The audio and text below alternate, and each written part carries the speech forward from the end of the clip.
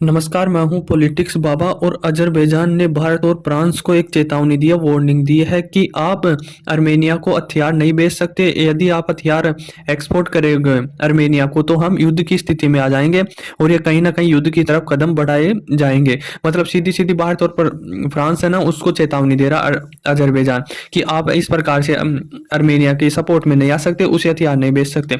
अब मेरे को ऐसे लगता है कि जब अब भारत है ना, अब आया मार्केट में जो हथियारों का एक्सपोर्ट इंपोर्ट होता था ना, तो अब भारत की कहीं ना कहीं देखो, अगर एक दोनों देश लड़ाई में है तो एक देश को यदि हथियार बेचेगा कोई भी देश तो दूसरा देश विरोध में आएगा ही आएगा। वह वार्निंग, चेतावनी, धमकियां जो भी देगा वह स्टार्ट हो जाएगा ये देना। तो भारत को भी अब देखो, अर्मेनिया को हम हथियार दे रहा, फ्रांस भी दे रहे हैं, हमारे पास ब्रह्मोस भी है, आर्टिलरी गन भी है और कई सारे हथियार है, उनको हम एक्सपोर्ट करेंगे अर्मेनिया को और कर भी रहे हैं। तो इसको लेकर अजरबैजान काफी दिक्कत में है और काफी वो धमका रहा है, चेतावनी दे रहा कि आप ऐसा नहीं कर सकते, ऐसा नहीं कर सकते। पर अब है ना, भारत मतलब हथियार एक्सपोर्ट करने लग गया, बेचने लग गया। विदेशों में काफी डिमांड भी है भारत के हथियारों की और काफी हथियार मजबूत और मतलब क्वालिटी के हथियार है भारत के। तो इनको लेकर मतलब भारत बेचेगा तो भारत का विरोध तो होगा ही और ये विरोध बिल्कुल सही है। ऐसा ही विरोध होना चाहिए भारत का, क्योंकि इस मार्केट में यदि रहना है, हथियारों का एक्सपोर्ट करना है भारत को, यदि कोई सी भी कंट्री देख लो आप, कोई सी भी, वह पूरी मतलब हथियार बेचता है तो दूसरी कंट्री इसका विरोध करती है। दूसरी क्या, बहुत सारी कंट्रियां विरोध करेगी। मतलब अजरबैजान एक मुस्लिम देश है तो सारी मुस्लिम देश भी, इसके अधिकांश देश है वह भी इसका विरोध करेंगे। अब अजरबैजान और अर्मेनिया की बात करें तो यह मतलब 1991 में जब रशिया सोवियत संघ था ना वो टूटा था, तो उसके ही पार्ट है, मतलब उसके ही देश है। जब ये टूटा था तो ये दोनों देश भी बने थे, अर्मेनिया और अजरबैजान। तो ये पहले रूस के पार्ट हुआ करते थे और इनमें लड़ाई किस बात की है कि जमीन को लेकर, लैंड को लेकर। अधिकांश देशों में इसी को लेकर लड़ाई होती है, धर्म को लेकर तो एक देश में अंदर लड़ाई होती है, इंटरनल लड़ाई होती है, और जो बाहरी दो देशों के बीच में होती है वो सीमा विवाद ही होती है अधिकांश।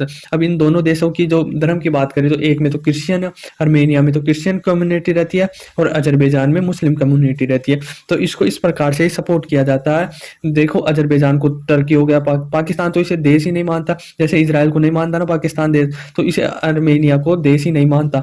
तो इसे मुस्लिम है तो मुस्लिम का इस प्रकार से लगाव है, उसकी इस प्रकार से कनेक्टिविटी है, तो वह इस अजरबैजान की तरफ झुके हुए हैं मुस्लिम देश। इसकी लोकेशन की बात करें तो मान लो ये भारत है, भारत से इधर के हम जाएंगे तो ये टर्की आ जाएगा, टर्की के ऊपर रशिया है, रशिया के थोड़ा नीचे ही है, टूट कर बने ये अजरबैजान और अर्मेनिया। तो लोकेशन के हिसाब से बिल्कुल सही है। और ताकत की बात करें इनमें हम सब में, तो अजरबैजान थोड़ा ताकत है, इकोनॉमी में थोड़ा स्ट्रॉन्ग है अर्मेनिया से, और आर्मी में भी स्ट्रॉन्ग है, और यहाँ बहुत सारी चीजों में स्ट्रॉन्ग है अर्मेनिया अर्मेनिया से। अर्मेनिया थोड़ा कमजोर है।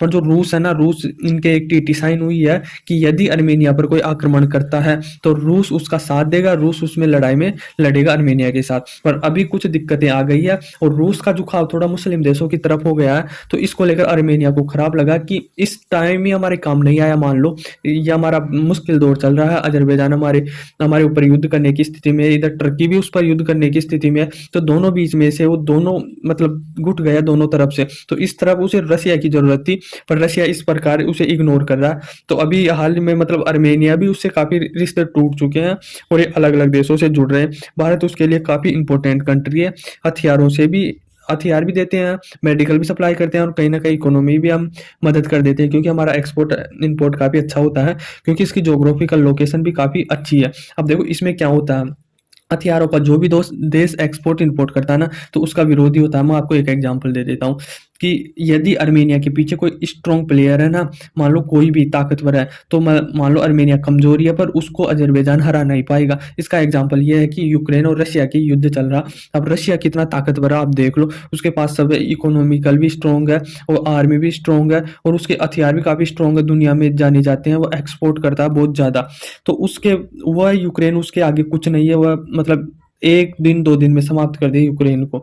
तो इस प्रकार से यूक्रेन है, यूक्रेन कमजोर प्लेयर है, पर यूक्रेन के पीछे किसका हाथ है, अमेरिका का हाथ है और पश्चिमी देशों का हाथ है। तो इसलिए रूस उसको हरा नहीं पा रहा है, मतलब स्ट्रॉन्ग प्लेयर का हाथ है ना यूक्रेन के पीछे।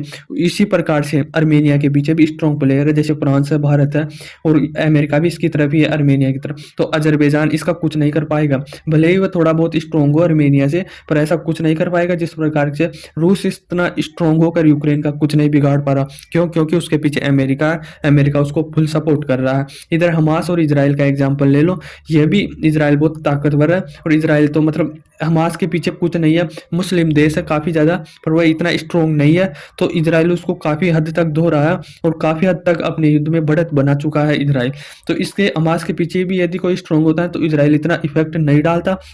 तो में जो भी देश है ना यदि कमजोर है और कमजोर के पीछे अगर स्ट्रॉन्ग प्लेयर है, स्ट्रॉन्ग कंट्री है, मतलब हथियार में, इकोनॉमी में, सब में उसे सपोर्ट दे रहा है, तो उससे जो भी ताकतवर देश है उसका कुछ नहीं बिगाड़ पाएगा। यही अर्मेनिया और अजरबैजान की कहानी है कि अर्मेनिया थोड़ा कमजोर जरूर है पर भारत और फ्रांस उसके साथ है, इसीलिए इसके मुस्लिम देश जैसे टर्की हो गया, अजरबैजान हो गया, पाकिस्तान हो गया और भी कुछ देश हैं इसका कुछ नहीं बिगाड़ पाएंगे। तो हम भारत में ये मतलब खुश हूँ बिल्कुल कि भारत अब दुनिया में एक्सपोर्ट करने लग गया है और भारत का विरोध होने लग गया है कि आप हथियार नहीं बेच सकते। जैसे अमेरिका और फ्रांस का और कई देशों, रशिया का, इनका विरोध होने लग जाता है ना, भाई आप हथियार नहीं बेच सकते, उसी प्रकार भारत का हो रहा है। तो मतलब भारत तरक्की कर रहा है, इस मार्केट में आ गया है जो हथियारों का मार्केट है, उसमें काफी हद तक बढ़त बना ली है भारत। और इस प्रकार से विरोध हो रहा है तो काफी हद तक भारत इसमें आगे भी चला गया है इस मार्केट में। तो आई होप आपको समझ में आया होगा कि किस प्रकार से अजरबैजान भारत और फ्रांस को धमकी दे रहा है, उसे वार्निंग दे रहा है कि आप इसे हथियार मत बेचो, यदि बेचोगे तो ये कहीं ना कहीं युद्ध की तरफ बढ़ेगा और हम आर्मेनिया पर आक्रमण कर देंगे। धन्यवाद।